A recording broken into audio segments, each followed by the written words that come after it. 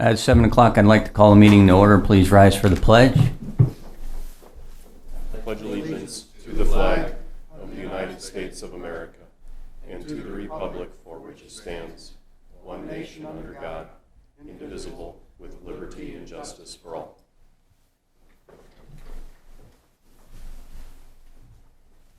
Okay, just make a note that Mr. Trinkle, Mr. Garvey, and Mr. Brungard are absent tonight. We'll start with old business. Item 1, approval of minutes. The regular meeting minutes of April 21st, 2022 are attached.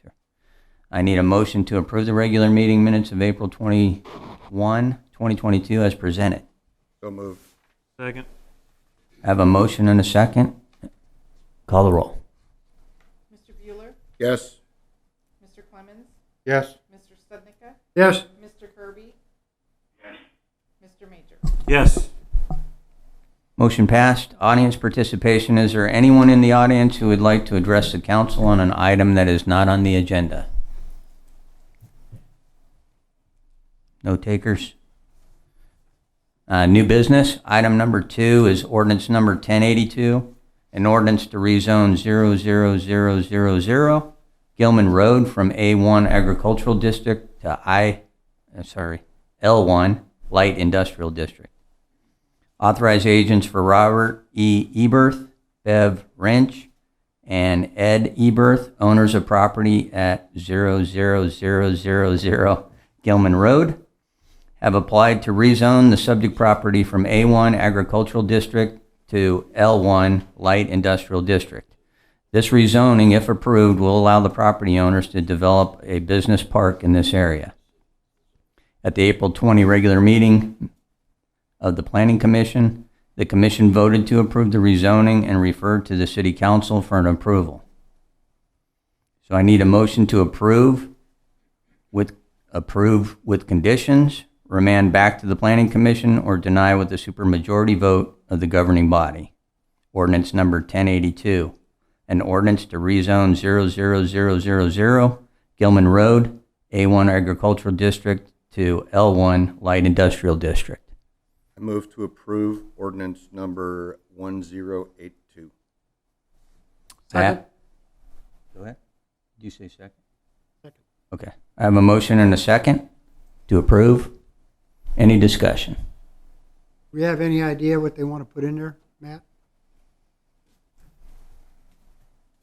This is where the storage. Yeah, so this is, Backs up against the storage. yeah, it's up against Crestline. Crestline is on the east side of this Right. rezoning. They're planning to do another business park there. It's 29 acres, and they're going to split it up into individual lots. They've got a portion of it that they want to use for Crestline, then the rest of it they're going to sell off as, or do development. That's what they're going to try to do, is do additional business lots and Okay, interesting. industrial. So, But I guess if I'm following part of that, so there's nothing imminent other than Correct. storage units. that's correct, There's yes. nothing imminent other than those storage units. Right, but it would get it platted and ready for those things when they come in. So we do Right. commonly have people ask, and we don't have a lot of place to put them, so. All right, thank you. Any other discussion? I have a motion and a second. Call the roll. Mr. Bueller? Yes. Mr. Clemens? Yes. Mr. Studnicka? Yes. Mr. Kirby? Mr. Major? Yes. Motion passed. Item number 3 is final plat, Riesland Edition. Brian and Lisa Rees, owners of the property at 1217 South DeSoto Road, and John and Donna Scanlon, owners of the property at 1227 South DeSoto Road, have applied for approval of a final plat for the Riesland Edition subdivision, which will replat an existing unplatted tract, 1217 South DeSoto Road, and Lot 1, 1227 South DeSoto Road of Southern Hill Subdivision Plat 2.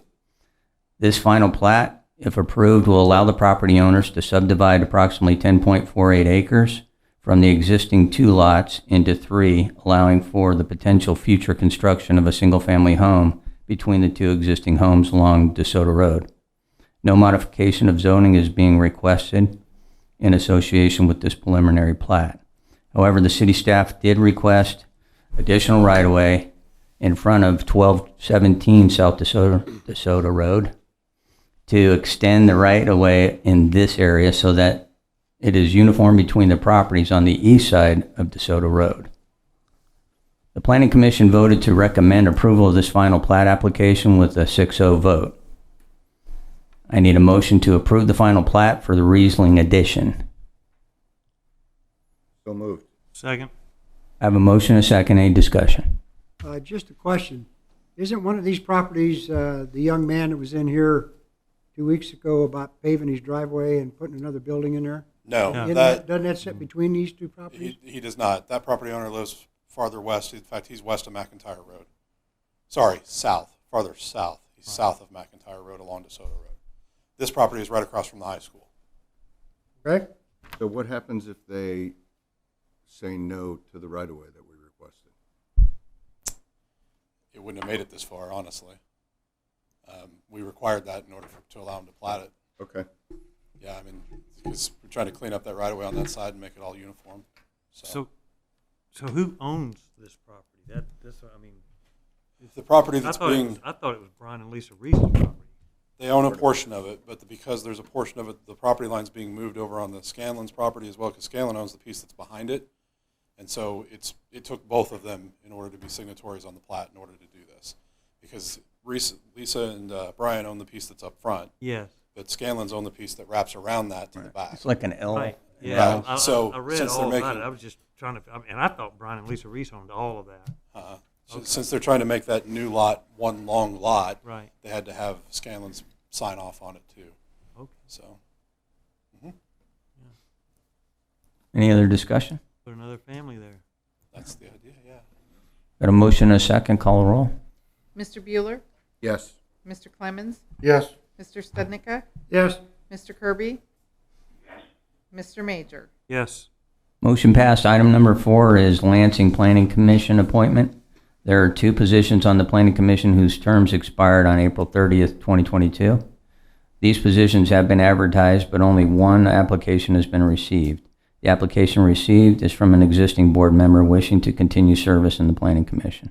I need a motion to approve Jake Kowalski to the Lansing Planning Commission for a 3-year term expiring on April 30th, 2025. So moved. Second. I have a motion and a second. Any discussion? No? Call the roll. Mr. Bueller, Yes. Mr. Clemens, Yes. Mr. Stednica, Yes. Mr. Kirby, Mr. Major. Yes. Motion passed. Jake, thanks. Item number 5 is skid steer purchase. The quotes listed were solicited in accordance with the Sourcewell Government Purchasing Agreement. This cooperative purchasing consortium has been used by multiple jurisdictions throughout Kansas and the Mark region. This is replacing the 1997 Bobcat 763. Staff is available for explanation. I need a motion to accept price quote from Victor Phillips for the purchase of a skid loader, skid steer with specific equipment for $57,676.60 and authorize the necessary signatures. So moved. Second. I have a motion and a second. Any discussion? Mike's here to answer any questions. Well, I have both of them. Here we go. Kenny, will this do the job? Yes, sir, it will. Mike was talking about something about hydraulics, that this one has the Yes, the run of a miller or something? yes, there was a slight misunderstanding on the numbers on the high flow side of the hydraulics. We were originally leaning more towards the Bobcat. With a run a 30-inch miller, you need no less than 28 gallons per minute on the high flow side. The skid steer or the Bobcat Max on this new one was only 26.9. Okay, so that's why you went with the case. Yeah, the case is 37.5 on right, the high good. flow side, so it'll run anything that we need to run. Good, good. Get what we need. And we have all the attachments that we have from our old skid steer will mount up to this. Super. Great. Anyone else? What are you doing with the old one? We'll put that on Purple Wave. We'll dispose of it in accordance with our purchasing or with our disposal policy. It's the state auction for construction equipment. That's how we typically surplus like our excess trucks and vehicles. We usually get very, very good bids with that, and that ends up going into the equipment reserve fund. It's well under the budget that was Yes. Put in Yes. for it? Budgeted for Yes. 77 something, so we're good. Any other questions for Kenny or Mike? No, thanks. Appreciate it. We have a motion and a second. Call the roll. Mr. Bueller? Yes. Mr. Clemens? Yes. Mr. Stednica? Yes. Mr. Kirby? Mr. Major? Yes. Motion passed. Reports. So any of the department heads? Nope. City attorney. Nothing to report, Mayor. City administrator. Tim, what do you got? I know we're all really excited about the prospect of high-speed fiber internet in Lansing. This afternoon, Matt Schmitz, the mayor, and I met with a representative from Clearview Fiber. So that's the company that was once known as RG.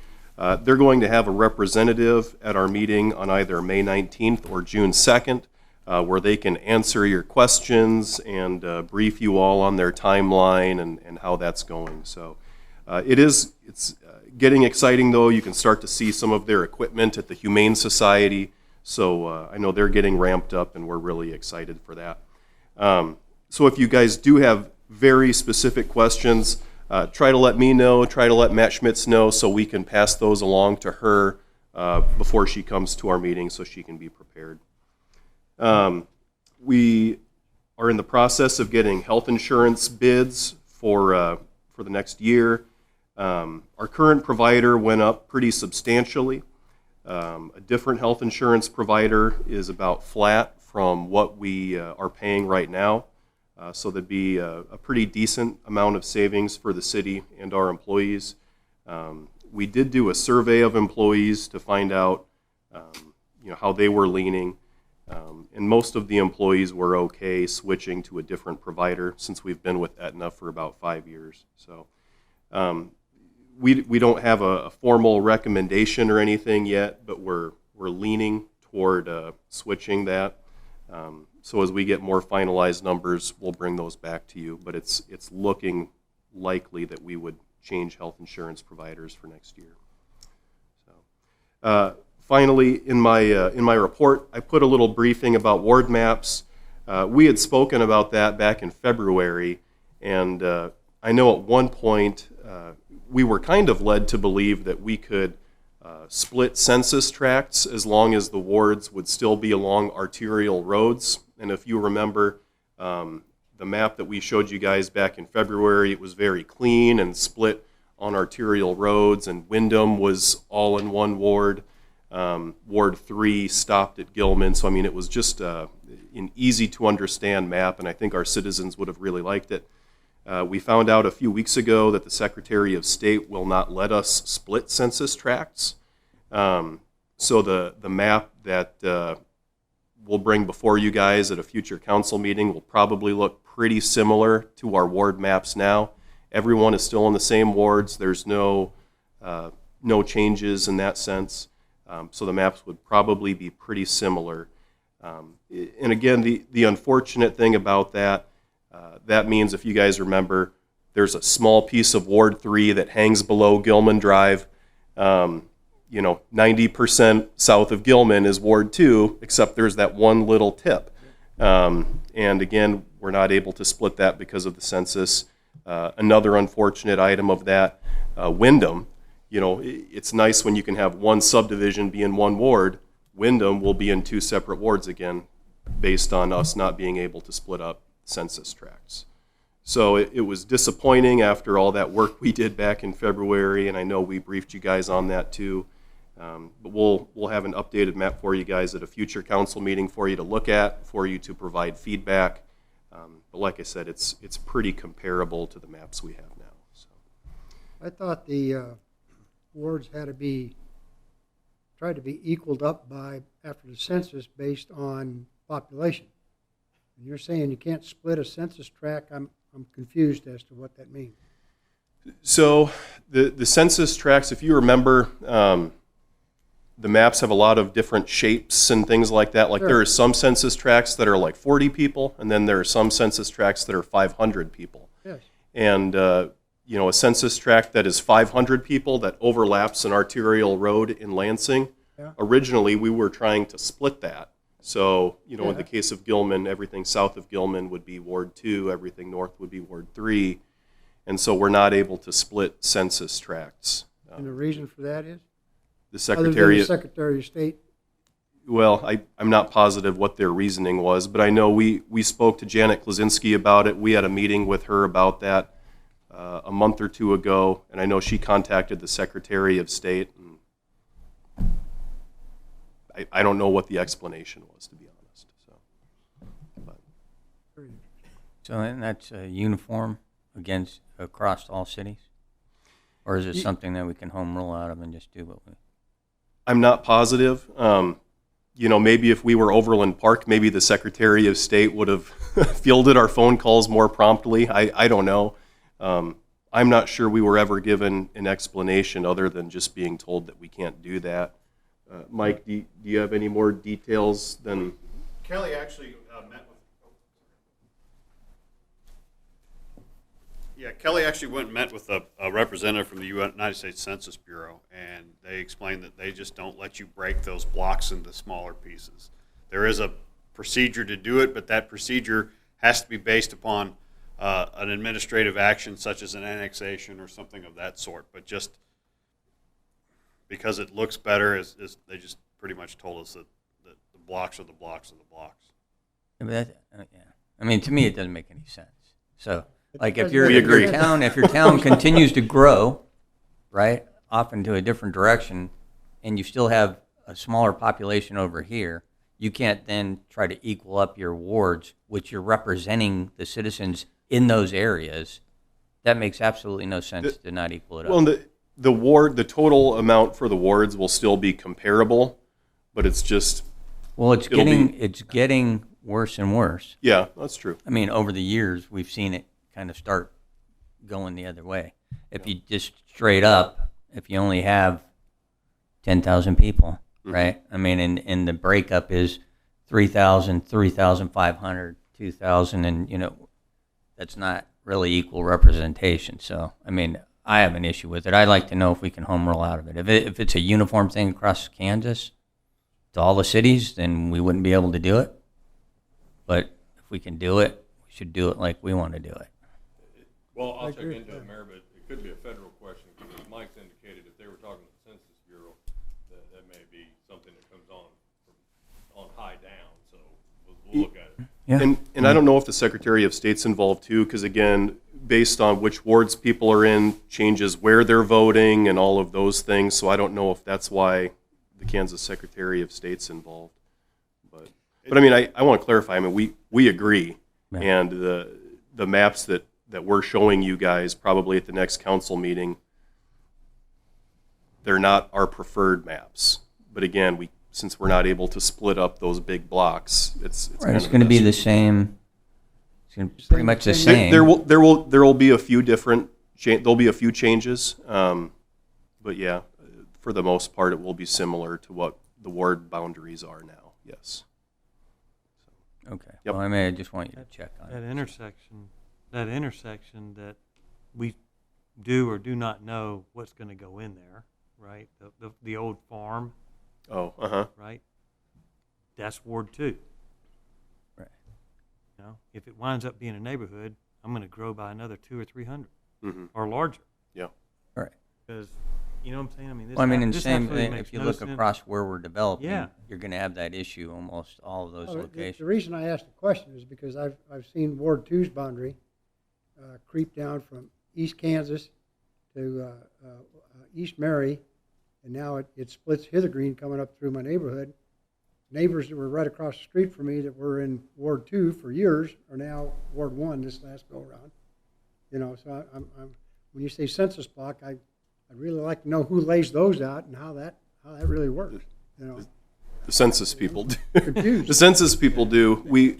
And again, where it gets odd, there are census blocks that are 30 people, and then there are census blocks in Lansing that are 400 or 500 people. Yeah. I And understand it doesn't make sense that we're not able to split those ones that are 400 or 500 into Yeah, smaller make it amounts. equal. Yeah, that. By exactly. the regulations, who make it cares? equal in your wards. I mean, the census, they counted them. Done deal. I mean, what after we count somebody, don't move them. Is that, I mean, I don't understand it, so I guess I just need to get, just get smarter on that whole piece of the puzzle, because I like probably most of these folks don't understand it. Okay. Okay. That's all. Yeah, thanks, Your Tim. fault. We had to have something exciting for our guest to report on, so. Okay. Well, we'll go around the horn. Greg? All right. Thanks, Jake. Volunteering. Appreciate it. Can't run a city without our volunteers. And so your assistance is greatly appreciated. Fishing Derby is Saturday, 9:30 to 11 at Bernard Park. They're going to be starting to set up at 8 o'clock if anybody's interested in volunteering to go set up. And on this day, in 1862, General Ignacio Zaragoza, with an army of 600 from Mexico, defeated the French army of 6,500 soldiers in the Battle of Puebla. And on a follow-on, during the ensuing celebrations, as the supply of tequila was running low, General Zaragoza ordered his men to mix the tequila with lime juice to make the tequila last longer. And that's all I have, Mayor. Okay. Called a margarita. Quite enough. It is Dan. now. Dan, what do you got? I have nothing, Mayor. Yeah, you can't top that, I don't think, but, How do you top that one? Don? I don't have anything, Mayor. Thank you. Gene? I don't have anything to add other than I want to thank those who made it possible for me to participate by phone tonight. All right, thanks, Gene.